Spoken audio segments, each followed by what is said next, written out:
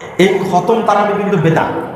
খতমে তারাবিও সুন্নাত নয়, আর সূরা তারাবিও সুন্নাত নয়। খতম ওঠানোর জন্য উঠে পড়ে না লেগে আমাদের বিশুদ্ধ তেলাওয়াত নিশ্চিত করা উচিত। খতম তারাবি পড়া কি সূরা তারাবি থেকে উত্তম? খতম তারাবি মানে কি? 18 মিনিটে 20 রাকাত তারাবি শেষ। বাবারে বাবা, নাউযুবিল্লাহি মিন যালিক। এমন গতিতে পড়ে রুকু সিজদা মাটি পর্যন্ত বদদোয়া দেয়, এমন জোরে পড়ে। আসসালামু আলাইকুম ওয়া রাহমাতুল্লাহ। প্রিয়দিনী ভাই বোনেরা, অনেক মসজিদে তারাবির নামাজে খতম তারাবি পড়া হয়, মানে 30 দিনে বা 29 দিনেই পুরা কোরআন মাজিদ তারাবির সালাতে তেলাওয়াত করে শেষ করা হবে, খতম তারাবি যাকে বলা হয়।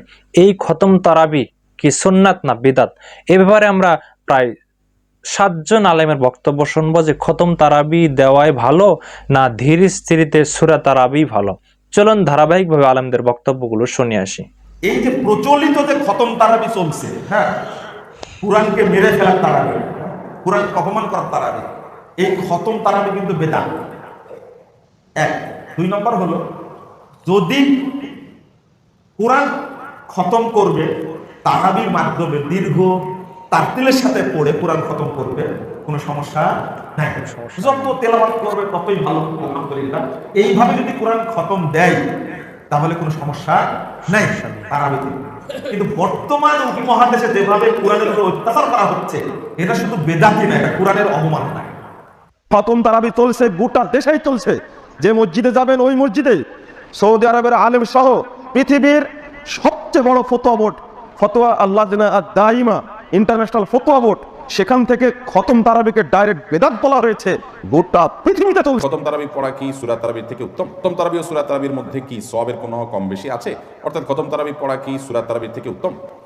সন্দেহাতীতভাবে তারাবির নামাজে গোটা কোরআন তেলাওয়াত করে শেষ করা, একবার কমপক্ষে পুরো তারাবিতে পুরো রমজান জুড়ে একবার কোরআন কারীম তেলাওয়াত করে শেষ করা, শোনা, এটা অধিকতর উত্তম ছোট ছোট সূরা বা কয়েকটা আয়াত দিয়ে তারাবি পড়ার চাইতে।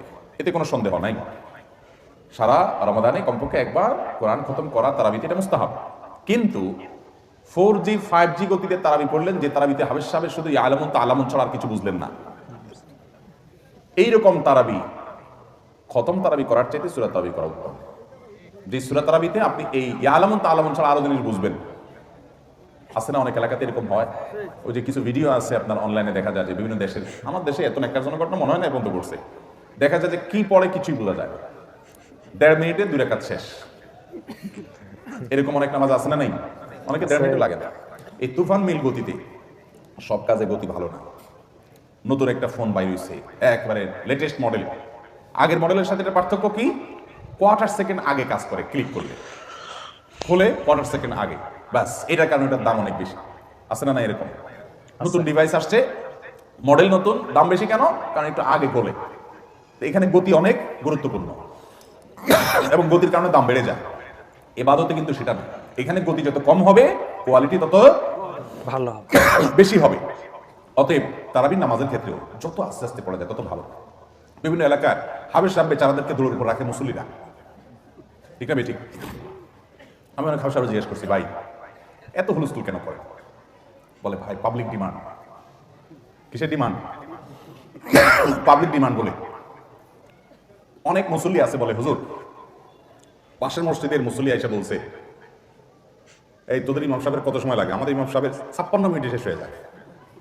এবার ইমাম সাহেবের মুসল্লিরা চাপ দেয়, হুজুর 55তে শেষ করতে হবে আজকে, কারণ 1 মিনিট হলে আগে যেতে হবে। দেখেন, একটু যদি স্বাভাবিকভাবে আপনি তারাবি পড়েন 5 থেকে 10 মিনিট বেশ কম হবে, এর বেশি না। অতএব এই হুলস্থুল, যেটাতে হুলস্থুল বলতে অতিরিক্ত হুলস্থুল যদি হয় যে কিছুই না বোঝা যায়, তাহলে ওটার সাথে সূরা তারাবি উত্তম। কিন্তু কোরআন খতম করবেন, একটু স্পিডে তেলাওয়াত করছেন, বোঝা যায়, তাহলে অবশ্যই সেই খতম তারাবি উত্তম। দেয়ার একটা ট্রেডিশন, মানে 5 খতম 7 খতম 10 খতম, এবং সেটা আবার অন্যের সাথে শেয়ার করা বা অনেকটা শো অফের মতো করা, এটা কিন্তু আসলে মূল দাবি বা উদ্দেশ্য ছিল না কোরআন নাজিলের।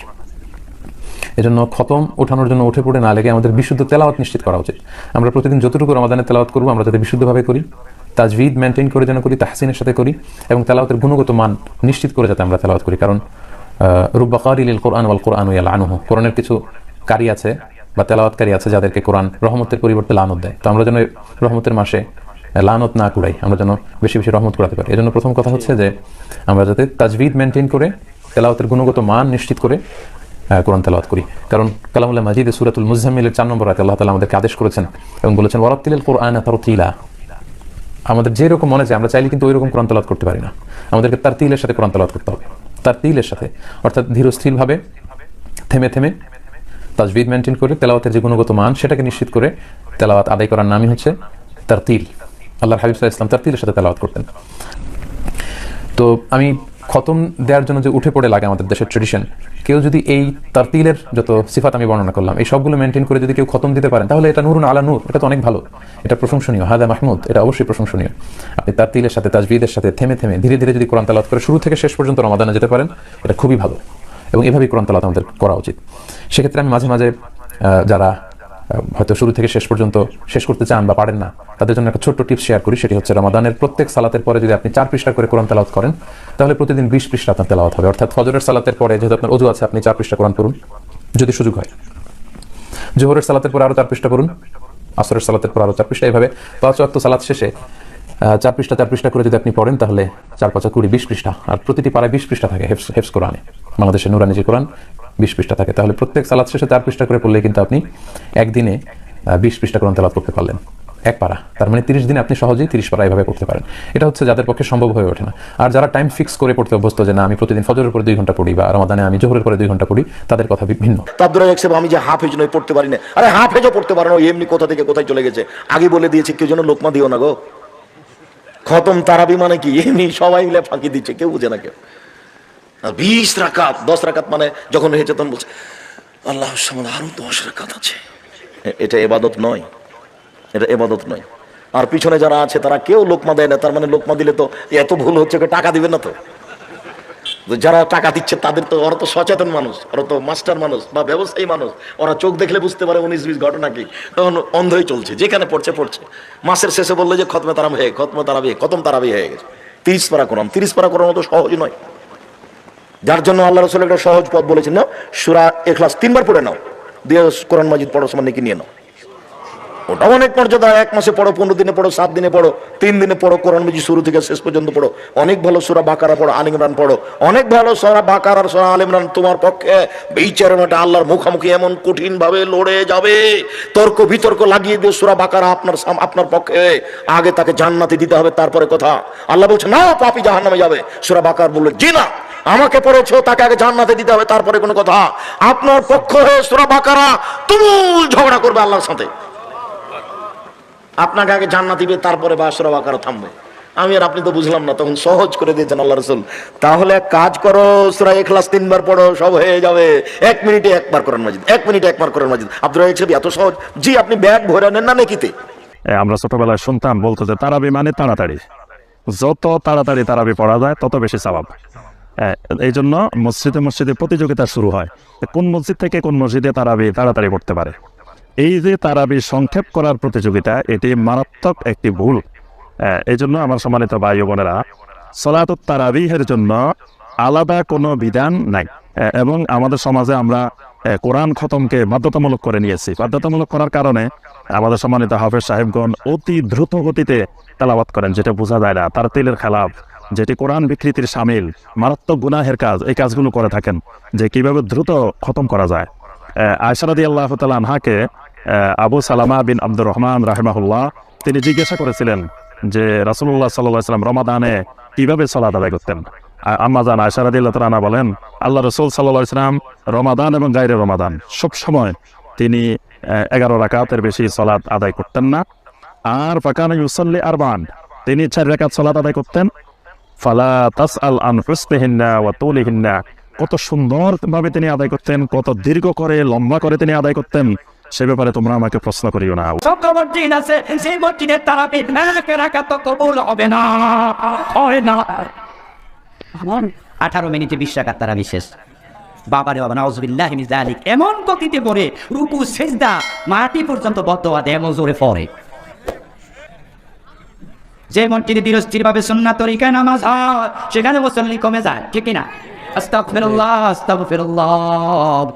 তুমি কার সামনে দাঁড়াইছো তুমি কি বোঝো না? আকাশের মালিক, জমিনের মালিক, আরশের মালিক, জান্নাতের মালিক তোমার সামনে দাঁড়ায় আছে, তোমার দিকে তাকায় আছে, তিনি তোমার সাথে কথা বলতেছে। লম্বা হাদিস সহিহ মুসলিম থেকে শোনাচ্ছি, আল্লাহ বলেন, আল্লাহ রাসূল বলে, আমার উম্মতেরা তোমরা নামাজে দাঁড়ায় একায়াত যখন শেষ করো, তোমার আয়াতের প্রতি উত্তর আল্লাহ আরশ থেকে জবাব দেয়। সহিহ বুখারীর হাদিস হলো, ইযা কামা আহাদুকুম ফি সালাতিহি ফাইন্নাহু ইউনাজি রাব্বাহু। ও বান্দা, তুমি যখন নামাজে দাঁড়াও তোমার রবের সাথে কথা শুরু হয়। এখন আমাদের ইমাম সাহেব হুজুর তো এমন দৌড়ে কেরাতের টান মারে, আল্লাহরে কোয়ার কোন সুযোগই দেয়, তবে একাই কইয়া না, ঠিক ঠিক এক নিঃশ্বাসে সাতায়াত শেষ। খতম তারাবি পড়ে গন গন গন গন গন গন গন মশারা কিছু বোঝা যাবে না, শেষে জালিমিন কাফিরুন কইয়া টান দিলে মুসল্লি বুঝে। তো প্রিয় দিনী ভাই বোনেরা, আপনারা দেখলেন প্রায় 7 জন আলেম সবাই বলছেন যে কোরআন খতম করতে হবে টার্গেট না নিয়ে ধীর স্থির ভাবে, কোরআন 2 বার খতম হোক 3 বার খতম হোক কোনো সমস্যা নেই, কিন্তু তার তিলের সাথে ধীরে ধীরে আপনাকে কোরআন তেলাওয়াত করতে হবে, এটা হচ্ছে মূল কথা। কিন্তু এখানে মুজাফফর মহসিন একটা কথা বললেন যে সৌদি আরবের ফতোয়া বোর্ড ফতোয়া লাজনা দায়েমা খতম তারাবিকে বিদাত বলেছে। দেখুন, খতম তারাবির নামে আমাদের সমাজে যেগুলো হচ্ছে, কোরআন তেলাওয়াত অস্পষ্ট বিকৃতিভাবে তেলাওয়াত, এগুলো অবশ্যই গুনাহের কাজ। আশা করি আপনারা বিষয়টা বুঝতে পেরেছেন। ধীর স্থির ভাবে, যত ধীর স্থির ভাবে তার তিলের সাথে কোরআন তেলাওয়াত করা যায় ততই ভালো। এই এত তাড়াতাড়ি করে কোরআন তেলাওয়াত করলে আপনাকে অবশ্যই আল্লাহর কাছে জবাবদিহিতা দিতে হবে। আশা করি আপনার বিষয়টা বুঝতে পেরেছেন। দেখা হয় পরবর্তী কোনো ভিডিওতে। আসসালামু আলাইকুম ওয়া রাহমাতুল্লাহ।